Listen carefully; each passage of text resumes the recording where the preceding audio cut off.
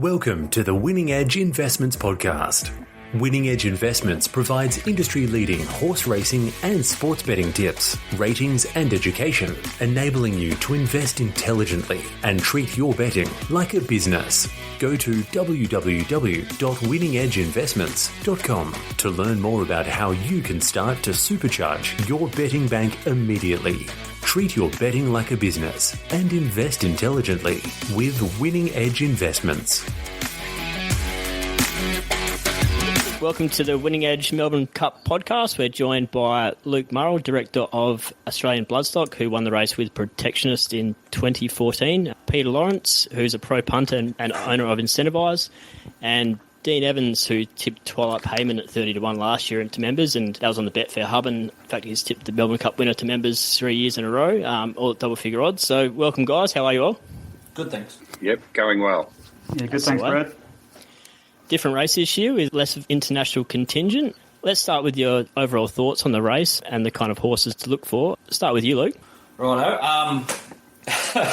Look, from a Melbourne Cup point of view, there's going to be a winner, and there's a lot of excited owners, I'm sure, in all these horses. But in terms of quality, I suppose it's the weakest one we've seen for a number of years, in my opinion.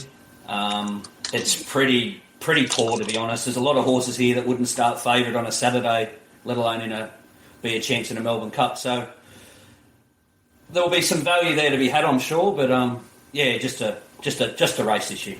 And obviously you've had Protectionist back in 2014. What kind of horses do you look for in a Cup winner? I think the Melbourne Cup's one of the easier races all year to sort of really narrow down.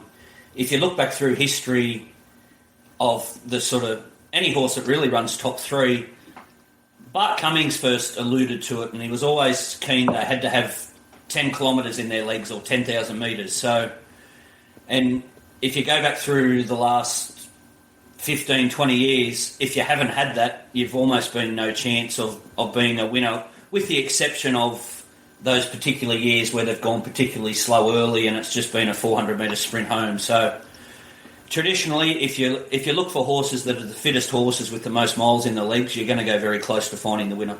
Yep. And what about you, Peter? What do you look for in a Cup winner? I guess you're pretty happy it's weakish field, part owner in Incentivise? Yeah, I'm not sure I'd agree. I concur with what Luke said historically about the 10,000 kilometres, but I think that in the last many years now that hasn't been the case. Vow and Declare was only third up into the Cup when he won, and there's been so many internationals come in recent times that have won it virtually first up. I don't think that those stats apply in the modern era. I'm not sure about the relative strength or weakness. I know that there's far less high rating Europeans in it this year, but I'm not sure it was a great Cup when Vow and Declare won it. And I'm not sure it was an extremely strong Cup last year, to be honest, with the Chosen One running fourth and Perzan running fifth. Now, I know there were some classy horses behind them, Russian Camelot, Dragon A, Very Elegant, but none of them really performed on that day. And using Prince of Arran as a sort of bit of a yardstick between the different Cups, it seems to be, to me, much of a muchness. So I concede that this year looks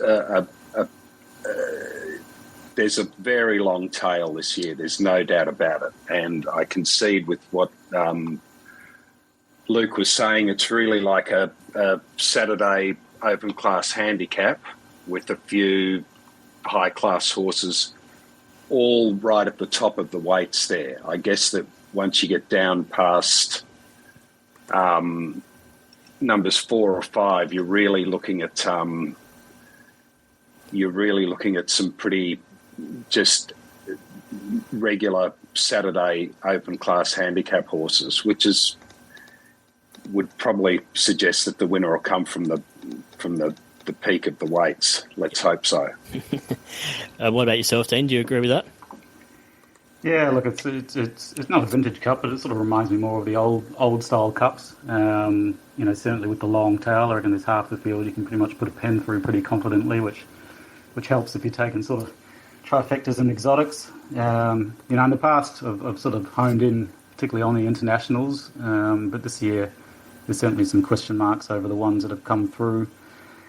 Probably one of the biggest trends recently has been the Northern Hemisphere 3-year-olds coming. The last 4 years there's been 4 of them, and Rekindling won, then Cross Counter won, Il Paradiso should have won the next year, and Tiger Moth was a close second. You got Sir Lucan in there this year. Mares generally struggle. Obviously we had the Great Maccabi Diva, but outside of that, in the last 10 years, none of them have run a place. So it's sort of got, Very Elegant and Charlie Rose in the market. The other interesting thing, just, looking at the last 10 years, is 9 of the 10 winners ran between first to fourth at their last start, 8 between first to fourth at their second last start, and all 10 between first and fifth at their third last start. So, if you want a very simple way of finding a winner, horses in form and consistently in form over multiple runs have pretty much dominated the Cups over the last 10 years. But there's a few intricacies in this race, with obviously the shortest price favourite we've had for, I can't remember how long. So, an interesting race to assess. And before we go through each runner, I just want to get all your thoughts on the speed of the race. Where do you think the speed will come from? Will it be a hot pace or pretty slow? Yeah, for mine, I've got a lot of horses or connections thinking I've got no weight, I'll roll forward, and I think they'll try and run it along. So I think it'll be above average tempo. I don't think there'll be a tearaway lead or anything silly like that, but I suppose a lot will centre around the favourite where they want to ride him, and I think you saw in the Caulfield Cup his reputation in the media probably bluffed a lot of the possible chances into handing up and giving it to him. So I can see that happening again this year, actually. Peter and Dean, you agree with that? Yeah, I think that Knight's Order has just been almost, although he did go a little bit softer in front on Saturday, I must say, but I would have thought he'd take it up. And he's a pretty free-running horse. I'm not 100% sure that many of these horses are going to want to really force the issue too much early. So I think that the pace is above average without being sort of a frantic pace. Dean, does Twilight Payment go forward? Yeah, I think he does. I think Knight's Order, the way Gay likes to ride them, rock hard fit, I presume that they will push really hard. Twilight Payment right behind him.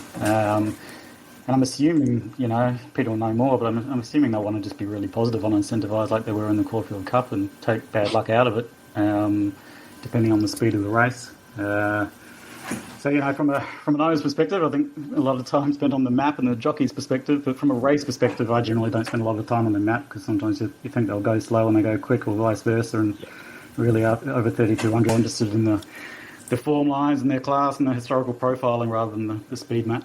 Yep. I wouldn't think that we'd see Delphi leading after last time. I think that as great a jockey as he is Damien, I think he fell into a bit of a trap of trying to keep Incentivise wide, and I'm sure Anthony Freedman wasn't happy when he ended up in front. So I wouldn't thought Delphi would be part of the speed mix here today.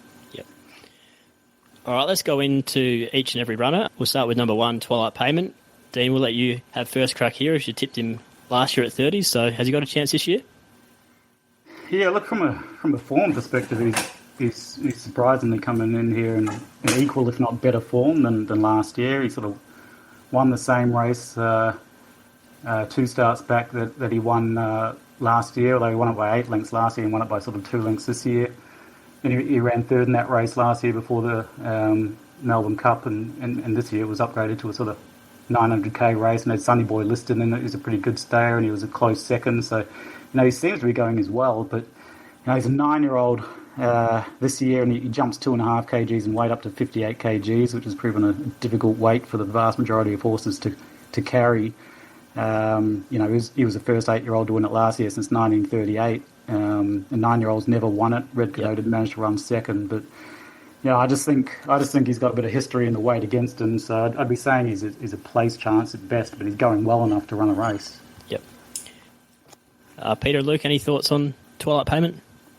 I'd agree with everything Dean just said. I'd have him definitely in the mix to run a place. I'm not sure as a 9-year-old he couldn't win it, but I would definitely have him in the top 7 chances for sure. Yeah, Twilight Payment. I think what you've got to remember with these European horses is he's not actually 9. He's only 8. They won their clock forward one year, so whether you're 8 or 9, obviously is a little bit here or there. His form this year is about 3 to 4 lengths below what he did last year. He's got 14,400 metres next to his name, so he ticks that box for me.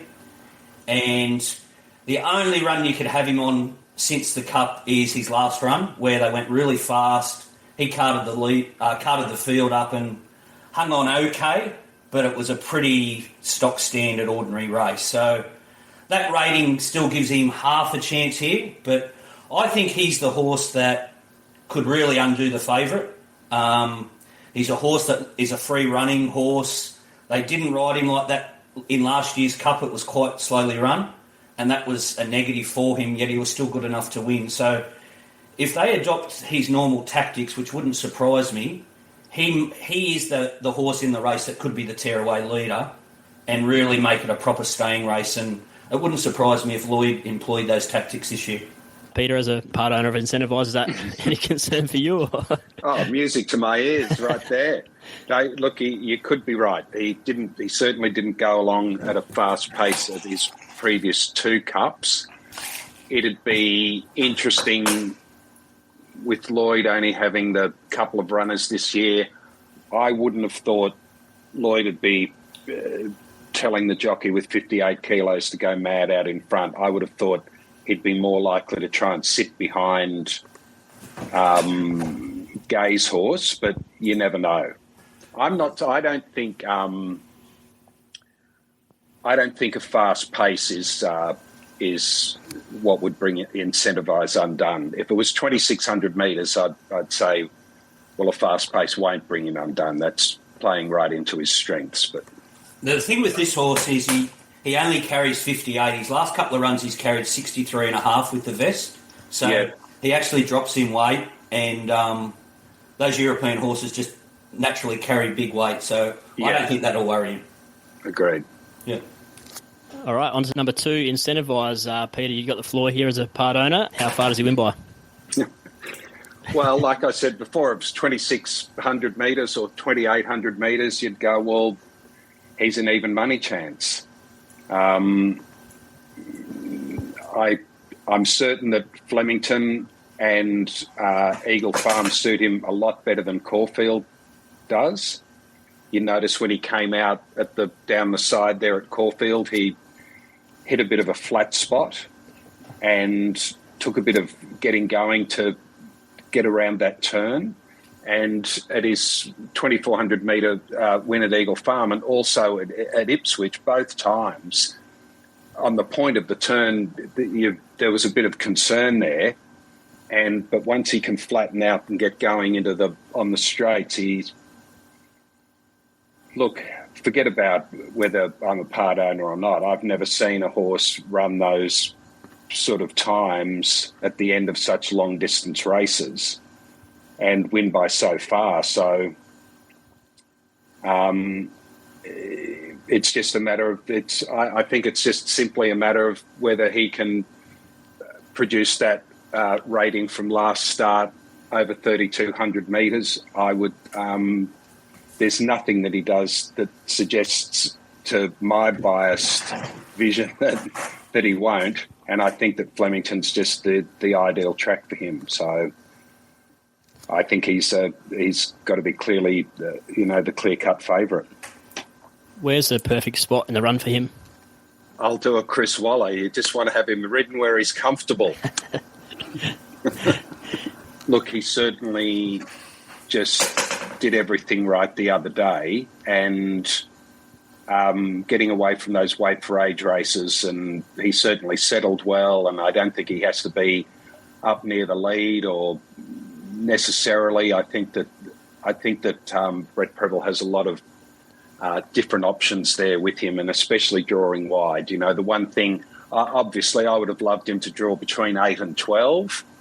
But the one thing I said to my friends was, what we don't want is to draw inside, 3 or 4. So I think that where he is much better than being cramped up and having a situation like Sky Heights where you have to be pushed up, and then it's all over Red Rover.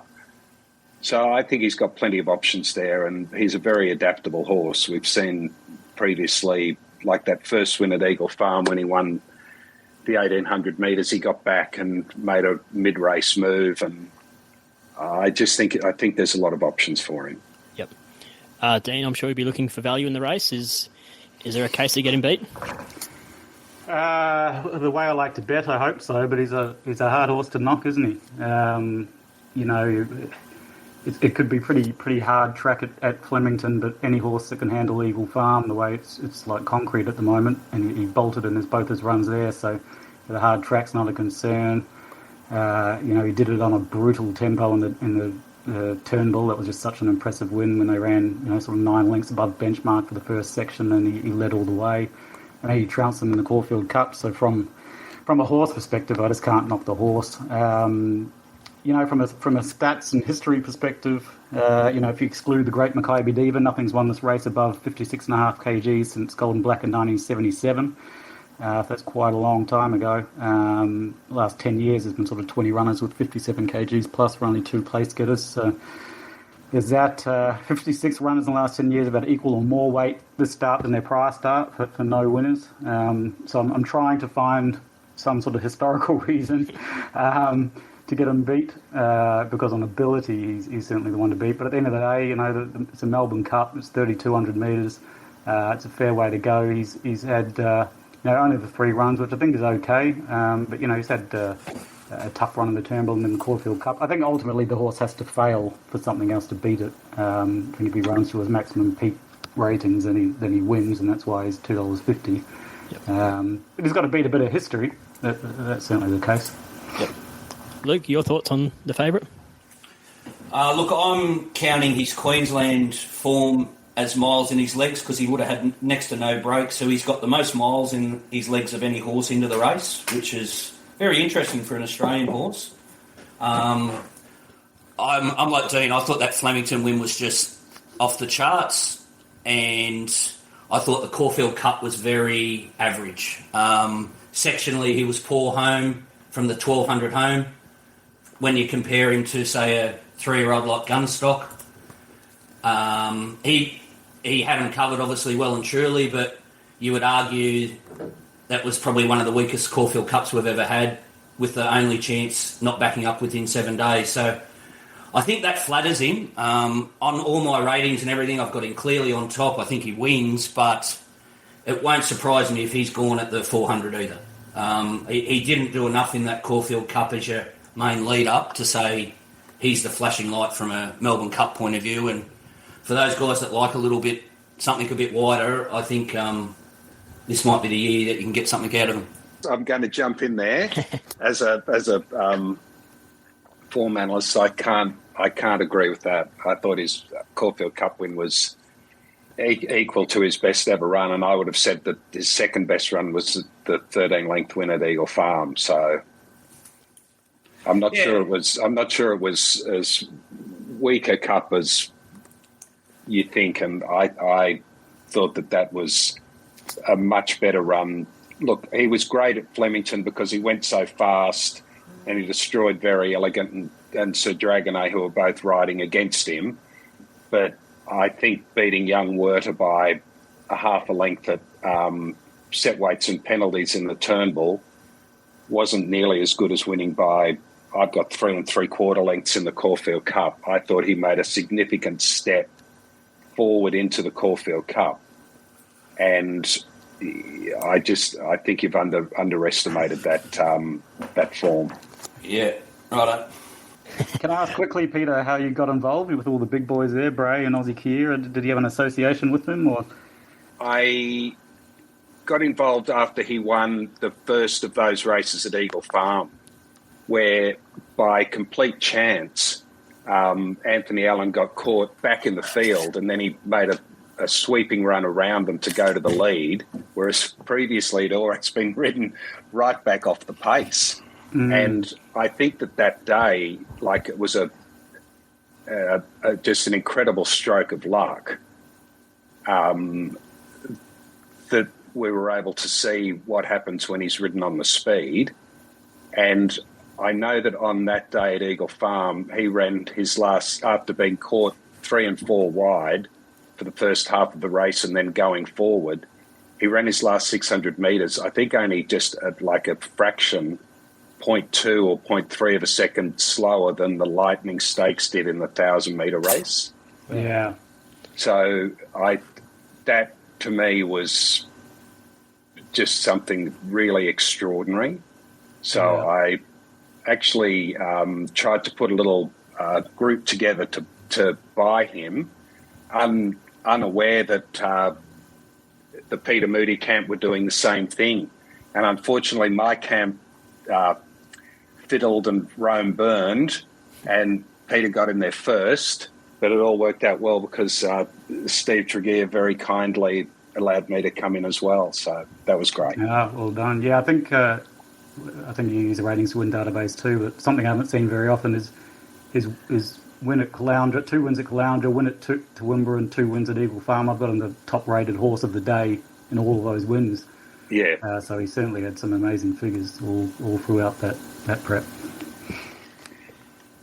Alrighty, we'll get on to number 3 now, Spanish Mission, which is the horse which most think can topple the favourite. Any health issues with this guy? He's had a few vet checks. You think he's all good to go? We'll start with you, Luke.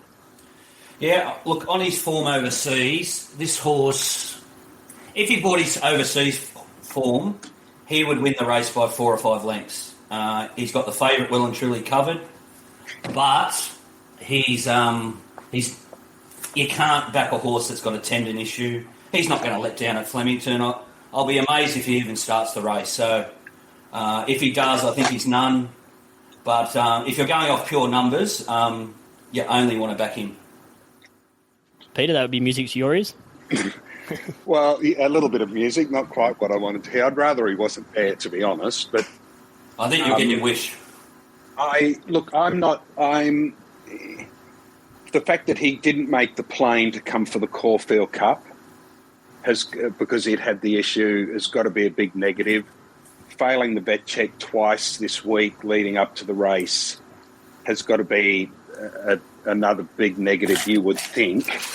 Now, from what I hear, he's a very clean-winded horse, and they don't seem to think it's been such an issue. But a horse to have an interrupted campaign like that, you would think wasn't ideal. And I don't know that you want 3,600 and 4,000 metre horses for the Cup. I just don't think that that's what's proved to be a successful recipe in previous times. I think that the Cup winners that have come here have been more adept at, 2,800 metres sort of thing, but I might be wrong. Look, the same with Twilight Payment. He's definitely in the top. He's definitely in the top 7 horses for me. It just seems like a horrible campaign. Just on that horse, he's got numerous last 600s of 33 and a bit, comparable to the open class and group class sprinters on the day over there. So, well, it looks like he's an out-and-out whacker. He is one European that's got to turn a foot. Yes, yeah, I'm sure that's right. Although often in those very long distance races there, they just go so slowly early. I just wonder whether he will go, well, what the hell's going on here? He's been in some proper brutal races. The speed won't worry him at all. Okay, great. Yep. Well, I'm worried. No, you can't win a race with a bloody leg issue, surely. So you've missed, as you said, he's missed work. It's a horrible setup. Okay, great. Dean, you agree with that? Yeah, look, if you rated the horse solely on his nose second to Stradivarius is a champion stayer, last start at level weights, then there's a huge chance. But the Baldings, they They brought Dashing Willoughby last year, and it did absolutely nothing. And they sort of said it was because they couldn't get their people over here. And then this year the horse was delayed, and they couldn't get their people over here again, so they've had to train it over the phone. So I think that's been an issue. They're downplaying this lameness issue. They're saying it's more like a little knock and like a rash. But whether you believe them or not, I sort of agree with what the others are saying. I think Spanish Mission could either just come out and win, or it probably just doesn't run a place. And I'm probably leaning toward, at some point on Betfair recently it was out to 50-1, so they thought it was completely gone. And then it's, at the moment, got back in the race. But I couldn't back it with confidence. Yep. All right, on to number 4, Very Elegant, the J-Mac and Waller combo. Luke, we'll start with you. She got any chance? I give her none. Her run last year was excellent in the Cup, in a slow run race. But look, she hasn't come up this prep. She's been a wonderful, wonderful mare, but she's gone. She's got none. Short and sweet. I like it. Peter? I don't think that 3,200 metres at Flemington drawn barrier 19 is what you want to see for Very Elegant. She can over-race. I thought she was good last week in the Cox Plate. I think that for a horse that has got such an incredible record, it's staggering how regularly her wins have been on wet tracks. I've never seen anything like it. She's only won 2 races on good tracks in her life, and yet she's won 14 races, and the other 12 have all been in Group 1 races. She's a magician at getting it to rain on the day, but I wouldn't think she could win on a good 4 or a good 3 at Flemington over 3,200. I've marked her 50-1. Yep. Dean, you agree with that? Yeah, I completely agree. I think when she retires, I just send her out to break the droughts in a few areas. That's what she's good at. But on a dry track, I just can't have her winning, and mares struggle in the race apart from the real champions. So it was a soft 6, yes, but not the way it's going to play out. Alrighty, number 5, Explosive Jack, the Triple Derby winner. Luke, any chance? I can't believe he won so many derbies. What a marvellous horse to have owned. But look, he's only had a couple of runs this time in. He had all that residual fitness from Queensland, so that says he's going to be fit, but he's just not this league, unfortunately. None for me. The one thing he's got going for him is the trainer, who's just absolutely just unbelievable trainer of stayers. No, I couldn't have him, but if he ran a place, I wouldn't be shocked. If he ran 3rd, I wouldn't be shocked at long odds. But yep, any chance, Dean? I can't discount them. Just Kerrin, Maher, David Eustace, what they're doing with the stayers at the moment is unbelievable. What they did with the Totsu yesterday, I can't remember a training performance like that in Australia. It's not what we usually do, and they're just bringing different profiles to it.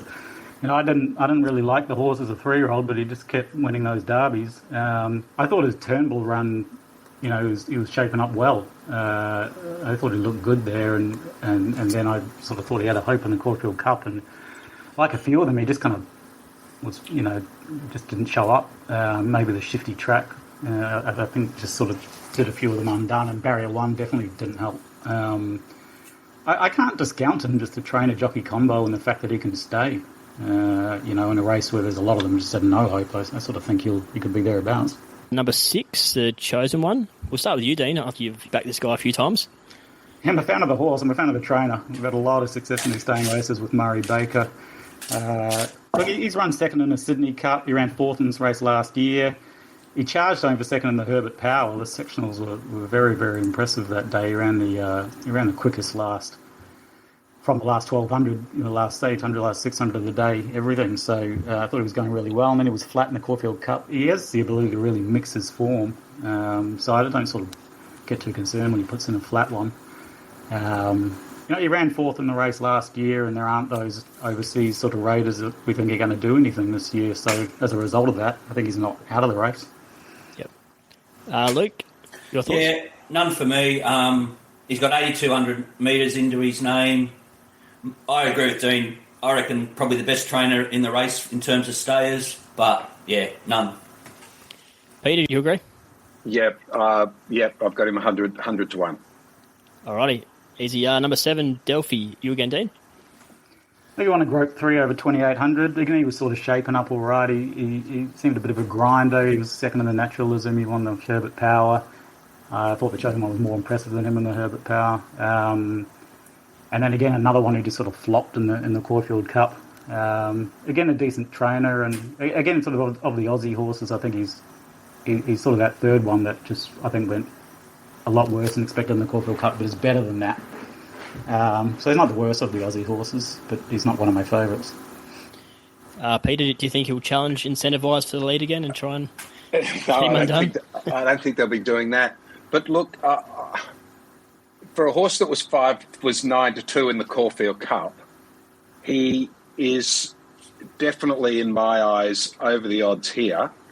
And I've marked him 25s, and I think he definitely deserves to go into the placings. I know it was a horrible run the other day. Who wants to back a horse that comes out of such a horrible run in their lead up to the Cup? No one. But I wouldn't be surprised if he struggled into third, sort of thing. I think he's definitely. I think from 9 to 2 to 50 to 1 is an overreaction to that poor run. I just don't think he is I just don't think he's a leader, and I'm not worried about him winning it, but I think he's a place chance. Yep. Luke, to give him a chance? Yes. On his European ratings, he's about 4 to 5 lengths off Spanish Mission, so that shows you how good Spanish Mission is. But his only chance to win this race is to lead on him. That's all he did in Europe was lead. He can only go the one pace. Damian went way too slow in the Caulfield Cup, but he didn't back up. That's the underlying thing with this horse. He didn't back up on the 7 days, which a lot of them don't. These Europeans, they're not used to it. If they ride this horse aggressive, which I don't think they will, he's a genuine top 4 chance. If they ride him cute and try and ride him like an Australian horse, he doesn't have the change of speed to figure. Luke, did you think he was a little bit disappointing very late in the Herbert Power? Yeah, I did. But again, they went too slow. On the turn, I thought he was going to win by 5. Yep. I was on him, and then I stood up out of my seat in the last 80 metres thinking the chosen one might be going to run by him. Yeah, look, he's got enough metres in his legs for me, but you'll find he's a really gross horse. He just didn't back up, but look, he's not. He can't beat Incentivise the way they went in the Caulfield Cup. I completely agree, but he get rid of that run, and he deserves. Yeah, he's over the odds for sure. Yeah. All right, sounds like he's over the odds for most of you guys. Number 8, Ocean Billy. We'll start with you, Dean. He was sort of midfield in the Caulfield Cup, and I think he ran as well as he can. And I think he's sort of a 4th, 5th type chance at best. I won him in the Calcutta last night, so I was desperate for somebody to buy him off me, and thank goodness they did. He's a billy goat. He's 6,600 metres. He's got no chance, this horse. Yep. Agree, Peter? Yep, agree. All right, easy. Probably the same with number 9, Salino, $151. Dean, any slim hope here? Look, the only interesting thing about, I went through all the results of the Melbourne Cup last 10 years and just pulled out all the international horses. And one thing that really pops up is Chris Waller's usually the leading trainer of the Aussie horses. And it was a surprise winner of the Sydney Cup, this horse. I thought his Bart Cummings run high in the weights was solid enough. So again, I think he's one of those horses that could just flop into third, just given how weak a tail there is in this race. But that's probably about the best. Yep. Luke and Peter, agree with that? Agree. Yeah, he's got one good run in the last 12 months at Ascot. Sydney Cup was ordinary. He's only got 8,500 metres. He's going ordinary this prep, so I don't give him any. All right, number 10, Johnny Get Angry. Bossy had a few choice words to say about him taking his spot in the field. Do you guys agree with that? I thought Bossy was talking about himself. No.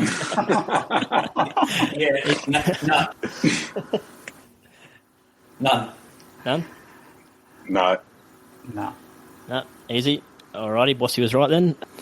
Number 11, Knight's Order. He'll be the go-forward horse. Dean, give him any hope? No. Luke? The ambulance could hit him. Peter? Look, I thought he'd run a better race on Saturday. He just seems to be going so poorly. I don't understand it. His win in Queensland in the Group 2 race up there was really good. But he just seems to be fruit out of season. He's just going too poorly. No hope. He getting the blinkers off. That's his only hope, unless he's just done too much. But I agree. I backed him his last 2 times. He's been horrible. So, Right, number 12, Persan. Dean, he ran okay last year, and he's had a few bits and pieces of form. Do you give him any hope? It was 15th race last year of a long prep, and Kerrin Marseille will have had the chance to set him for this. He was a decent third in the Caulfield Cup. I just can't discount and rule the line for anything that Kerrin Maher trains, but he's not one of mine. I think he's a place hope. Luke? He's got 6,100. He just hasn't had the prep. Last year he had a huge grounding. They've gelded him since, but no, I don't give him any. Same to you, Peter? I wouldn't say no. I wouldn't say I don't give him any. I've got him sort of just outside that top 7. I wouldn't be surprised if he was the best of the if he beat, say, Grand Promenade home, but I don't think he's hopeless at running a place. Alrighty, 13, Carriff. Another one of big odds. Dean, any slim hope here? He's just not going well enough this prep. Nope. Luke and Peter agree with that? Agree. He just doesn't stay. So, yeah. Alrighty, 14, Master of Wine. He's around $71. Luke, any hope? Doesn't stay at all. Peter and Dean agree with that? Agree. Yeah, I don't like him at all. He runs his best races at Flemington. That's the only positive you can say about him, but I can't have him. Pondus, number 15. He's around $51. Dean, can you make a case here? I liked the horse last year, and I thought he ran well. I thought he might be able to measure up this year, but he did lead on that sort of brutal speed in the Bart Cummings, around 16 lengths above par. And so I sort of thought off that run, he might run well in the Moonee Valley Cup, but I thought that Moonee Valley Cup was weak, and I just thought he wasn't good enough in it for me to follow up here. Yep. Luke? Yeah, I like him. He pinged the gates in the Moonee Valley Cup, as Dean said, and they just went way too hard. The Moonee Valley race, he got a very unusual ride. They didn't go hard enough on him. He's a horse that loves tempo, and he's going to get a suck here. And if Lloyd sets Twilight Payment alight, I think it would be for this horse. So I think he's a great roughie to run a place. Yep, that's a good point. Peter? Agree? Yep, I could see him running a place. It's fascinating to me. I backed him in the Bendigo Cup, where he was 13 lengths off the lead and rattled home to get beaten a hair. Now he's leading. I don't quite understand it. But yep, I could definitely see him running into third. Yep. Number 16, Grand Promenade, one of the locals in the market, or kind of in the market. Dean, give him a chance here. He's just another one of those Kerrin Maher horses. He's sort of exactly like Persan was last year. He's been at work a long time. Was first up in March. He's 10th up here. But, his Bart Cummings win was possibly the most impressive, I think, of this prep. So he's going well. He should stay the trip. And I guess he's sort of another one of those grinders. I just don't think he'll win, but I think he can be thereabouts. Luke, any chance? I went looking for him. He's got 20,800 metres, so second highest in the race. I really wanted to make a really strong case for him, but when I pulled his sectionals apart, he won't get much further than 2,700, and he's been very weak at the end of all of those, so he won't run the trip, unfortunately, but he might be this year's Persan where he flops into fourth if they go slow. Yep. Peter? Agreed with what Luke just said. Yep, for sure. Alrighty. Number 17, Miami Bound. Dean, I know you've been tipping him every now and again this prep. Any chance here? I think she could win a Melbourne Cup on a bog heavy, but that's what she is. She's a wet tracker now. So it's just going to be too dry for her. Luke? Yep, 8,700 metres. Both are recent runs. As soon as they go for her, her head goes up and to the side. She's feeling herself. She needs a wet track and she won't get it. Yep. Firm track. Same view for you, Peter? Yep, agree with that. She needs it wet. All right, another roughie, number 18, Port Guillemai. Dean, any hope here for the Hayes camp? No, I don't know how they even allowed it in the race, to be honest. You watched it, and not only on its runs, but you watched it in track work, and they had to smack the crap out of it to beat a maiden thing in a track gallop. Like, no, why? Luke and Peter, any hope? No. Nope. She's ideal, the Sydney sider, number 19. She's around $71. Luke, any hope here for her? Yeah, she was the one I went looking for just to have something a bit different. But she's so much tied to Great House. The last 2 times Great House has beaten her home, and I thought her Caulfield Cup run was excellent. Wrong part of the track. There was no real credit paid to those horses. I think she's gone particularly well there, and I think she'll love Flemington. My big knock is she's tied to Great House, and I don't really like Great House, but I'm going to back her to the place, and I think she's a good roughie to fill those minor money places. Peter, give her hope. Look, I've got a 66 to 1. I wouldn't be shocked if she ran a place, but I'm not thinking she's a winning chance, obviously. Yep. Agree, Dean? I don't like her at all. No, I don't think she'll even run a place. I don't think she'll get close. All right, and probably the roughest of them all, number 20, Future Score. Quick no here, or? Yeah, doesn't have the mile on the legs and not going any good. No. I had to look it up to see what it was. I did the same, actually. I hadn't heard of it. No disrespect. Number 21, Charlie Rose. She's $15, so she's one of the few in the market. Give her a hope, Dean. The thing about her, the 2 races she's been in have been brutally run. Like, she's run second in that Bart Cummings on speed where they ran 16 lengths above par for the first section. And then the Geelong Cup, they've run 23 lengths above par in the first section, and she's sort of been on pace and won. But then she beat Dr. Drill, so then I'm confused because how did Dr. Drill get that close? Like, so I'm a bit bemused by it. But, she bolted in the Bagot here last prep and then failed in the Adelaide Cup. I think they preferred to not give her that additional run, but I believe in sort of what Luke says, and that I think the additional run probably is good for her. But she's a mare. I can't have her to win, but she can run a place. Yep. Luke, agree with that? I like her in the race because she's making a market. She doesn't have the miles. I've looked at all the staying runs. She doesn't run it out strong. She's just not this level. Agree, Peter? No, I'm the horse I'm most worried about is Charlie Rose by far. Yeah. I thought that she jumps out of the ground when she's had that one run at 25 at a mile and a half. At Flemington last December, she ran in a mile and a half race and got beaten by Miyake. At her next start, she won the Bagot. It was a fantastic run. She won by nearly 8 lengths. At Flemington, it was 2,800. She's had those 2 mile and a half runs now. I've got her clear-cut second pick. I think I'm worried about Charlie Rose if Incentivise rates down on the last start, and I thought she was clear-cut the danger.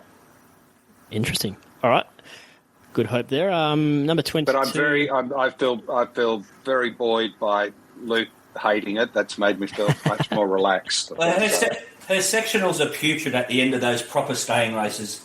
You'll kill her. Don't worry about her.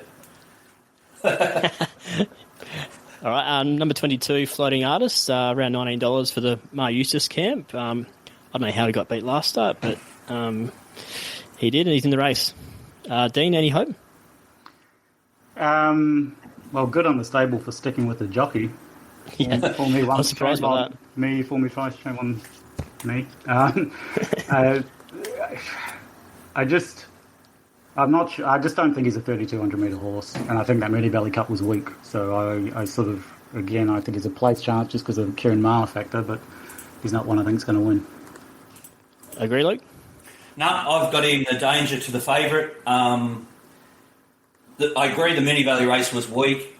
You've never seen 2 worse rides on this horse these last 2 runs. Mm-hmm. I love the fact that they've stuck with the kid. I would have preferred a senior, but good on him for being loyal. He'll run the trip out on his ear. He's got just enough metres in his legs for mine. And, yeah, he's the big danger to the favourite. Alrighty, number 23, Great House, gets one of the last spots in the race. Dean, any hope here? Well, I quite like the horse. I thought, his first run over, more than 2,000, he won the Newcastle Cup and he ran the quickest time of the day there, quickest sectionals of everything. Then I thought he was unlucky in the Met Trop, not a great ride, and he hit the line all right. He was good in the Caulfield Cup. Shame he couldn't run a place. We were sort of on him at $31 a place, and he got nosed out for third.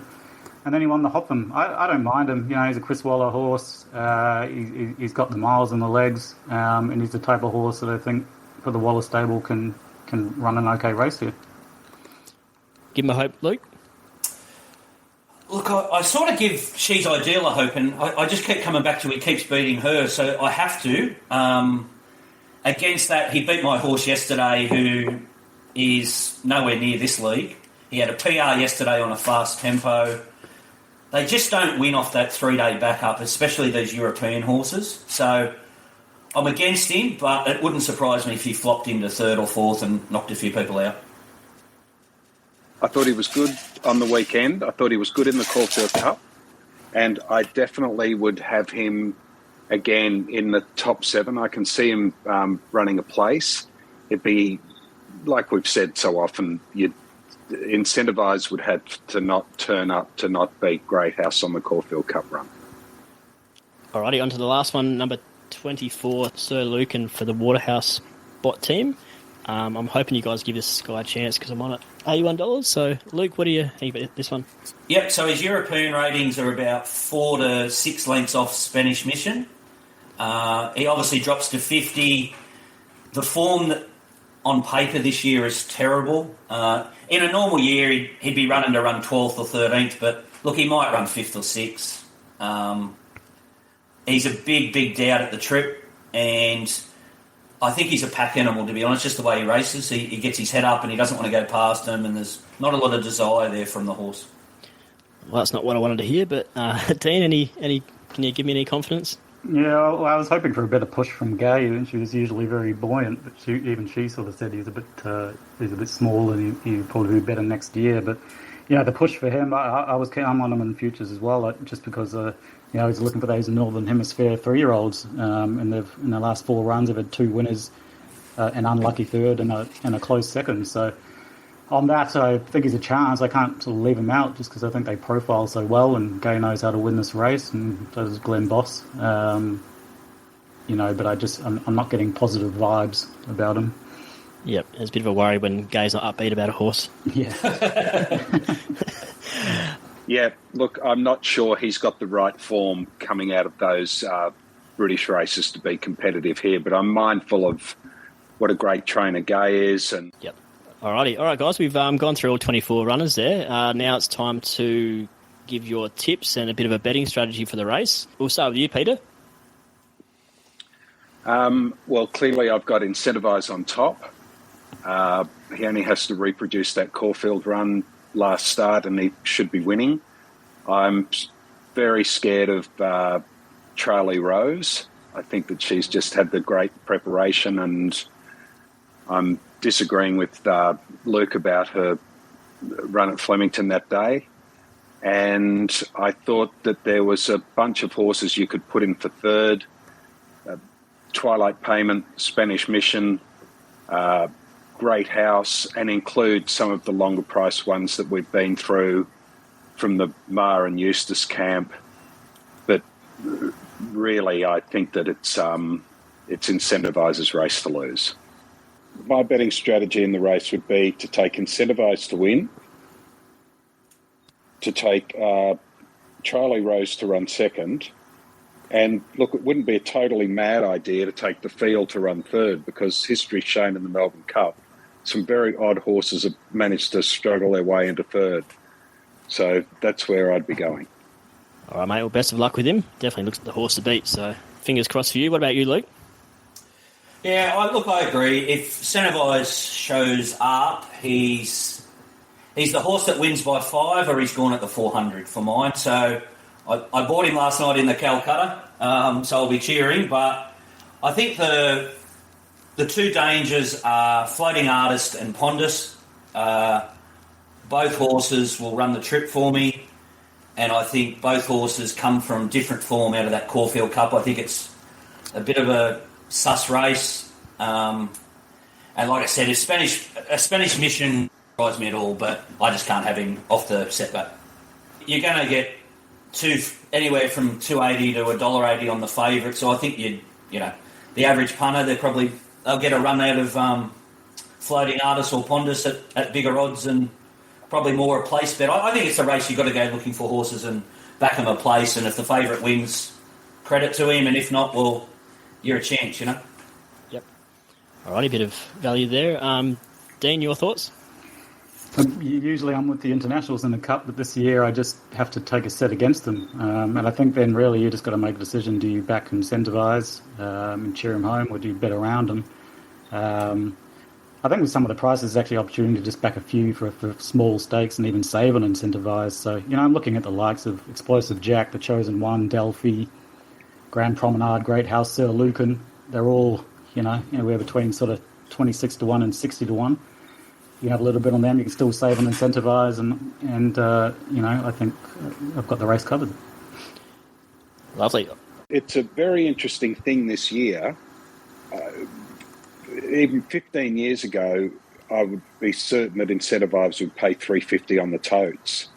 Yep. But with the huge volume of betting that goes on from the teams, where horses, like in the Caulfield Cup, he was just off the map late.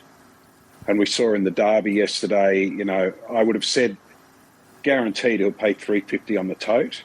Yep. But it wouldn't surprise me if he, in fact, paid much less. There's not an obvious second or third pick to gravitate towards, so that's why I can see him just unloading and saying he's the good horse and he'll win. But yeah, they were potent yesterday too. I haven't seen that for a long time, but geez, the tote prices and the closing prices for Home Affairs, I'm Thunderstruck, Hitotsu, Eduardo, they just nailed every race. Those major races, just nailed them. It was Eduardo 6-4, all three totes. Yeah, it was incredible. And Hitotsu off that prep, they just backed it as if it was unbeatable. I know. And he finished as if he was unbeatable. Yeah. I just think it was a legless race, and they identified there was no speed. He had the fresh legs. And look, he did a great job to get him there, but yeah, amazing to see. What price do you think Incentivise will start on Tuesday? Well, I would have said he'll be $2.70 with the books. There's been a lot of horses that have actually started 7-4 over the years. It's surprising. And I would have said in a normal year, he would be $3.50 on the tote or $3.30. But after the betting on Saturday and the betting in the Caulfield Cup, I'm not quite as confident about that. I do think if you backed him best place tote, he'll probably get, $2 the place sort of thing. But yep. Dean and Luke, any thoughts on where he I think he'll start with a 2 in front of him, maybe 270, 280, 290 at best. I don't think they'll let him get to threes. Yep. Yeah, I thought the big syndicates would find him and just unleash, but obviously got the history there with the weight, that might pull their systems back a bit. But anyway, it'd be very, very interesting. What do you boys think from the average punter's point of view?